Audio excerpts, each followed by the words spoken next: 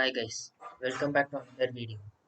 In this video, we will be taking a look at the first part for the mind map of the civics lesson Union Parliament for class 10. First, we have the topic federal system. The definition of it is the system which divides power between the state and central parliaments, each supreme in their own respective spheres, is known as a federal system. The Indian government has three legislatures: the state, union, and finally the panchayat and municipalities. We also have some non-federal features in our constitution. They are both the state and central authorities have the same constitution which they must abide to. There is single citizenship, which means that all Indian citizens can only be citizens of India and not of their respective states.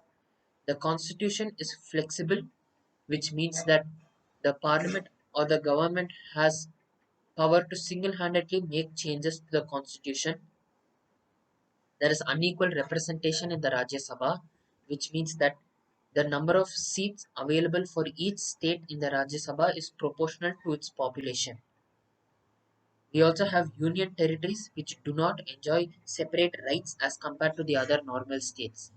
Their jurisdiction comes under the government of the nearest state. We also have a strong center, which means that the Union Parliament has high powers. It can also dissolve the lower levels of the government in case of a national emergency and assume all power. Now, we have quorum, which is the minimum number of members required in either of the houses of the Parliament to conduct any of its proceedings. There are two houses in the Indian government. They are the Lok Sabha, or the House of the People, which is of a term of 5 years, and then we have the Rajya Sabha, that is Council of the States, which is for a term of 6 years. There are three motions that can take place in either of the houses.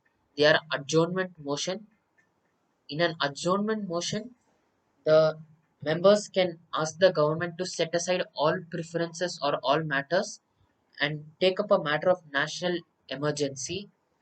We also have the no confidence motion, which the members of a government or a house can pass if they believe that one or more of the members have to be removed.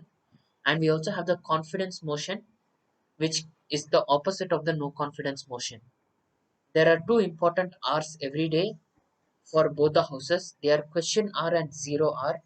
The question hour usually starts at 11 a.m., in which the members of the house can ask questions to the speaker.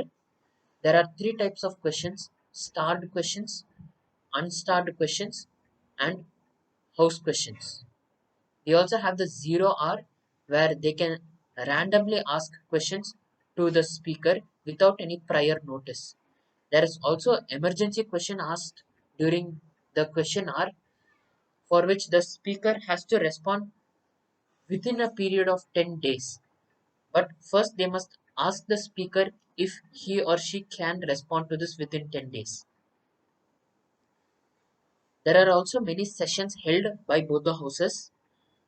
There must be a minimum of two or three sessions every year, and the maximum duration between two sessions can be only 6 months. We have the budget session from March to May. We have the monsoon session from July to August, and the winter session from November to December. Now let us take a look at some differences between both the houses of the parliament. They have the Rajya Sabha and the Lok Sabha and their respective points. The minimum age for Rajya Sabha is 30 years, and for Lok Sabha it is 25 years.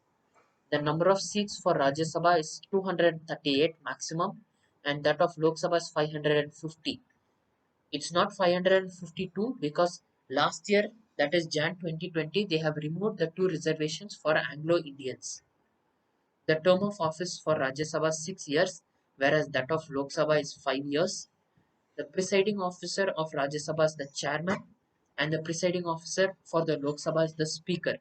Both the houses have deputy presiding officers as well.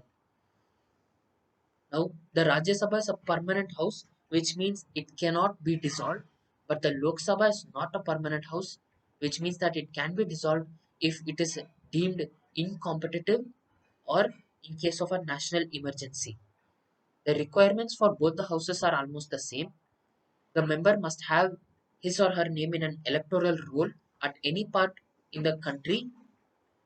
They must not be an undischarged insolvent, a proclaimed criminal by any known court of justice. They should not be of unsound mind, and they should not be a holder of any office of profit. And the removal of the individual is done if he or she does not meet any of the given requirements. That's it for this video. I hope you found it useful.